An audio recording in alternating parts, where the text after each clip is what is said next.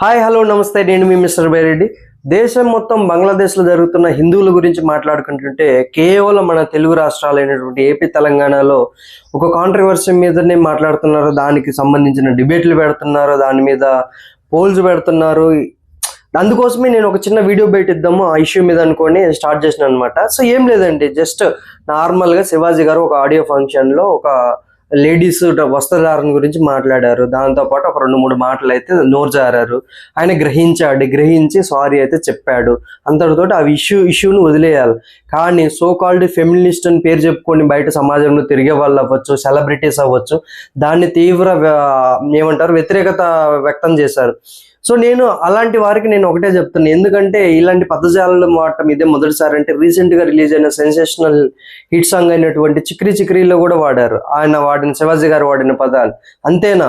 So ఎవరైతే మాట్లాడుతున్నారో వాళ్ళు ఒకసారి వాళ్ళ ఇన్స్టాగ్రామ్ పేజీలో అవ్వచ్చు, అనసూయ గారి గురించి హైలైట్ చేసి మాట్లాడదాం అనుకున్నా. కానీ కాకపోతే ఒక పాయింట్ చెప్తాను. ఆవిడ ఒక ఇంటర్వ్యూలో చెప్పారు, ఆవిడ వేసే డ్రెస్ ఏదైతే ఉండిందో వాళ్ళ పిల్లలే ఇష్టం లేదు, వాళ్ళ పిల్లలే నచ్చట్లేదు అన్నప్పుడు బయట సమాజం ఎలా యాక్సెప్ట్ చేస్తుంది?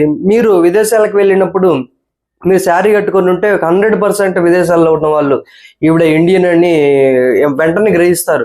సో అలాంటి చరిత్ర కలిగిన మన భారతదేశం, అలాంటి సాంప్రదాయం గల మన భారతదేశంలో సో కాల్డ్ ఫెమినిస్ట్ అని తిరిగే ప్రతి ఒక్కళ్ళు ఏంటంటే ఇది మొత్తం మహిళా సమాజాన్ని ఆయన కించపరిచినట్టు మాట్లాడుతున్నారు. సో దాన్ని అయితే నేను తీవ్రంగా వ్యతిరేకిస్తున్నా. శివాజీ గారు మాట్లాడిన మాటలలో ఆయన భావం అయితే క్లారిటీగా నేను యాక్సెప్ట్ చేస్తున్నా. 2 మాటలకు ఆయన సారీ చెప్పాడు.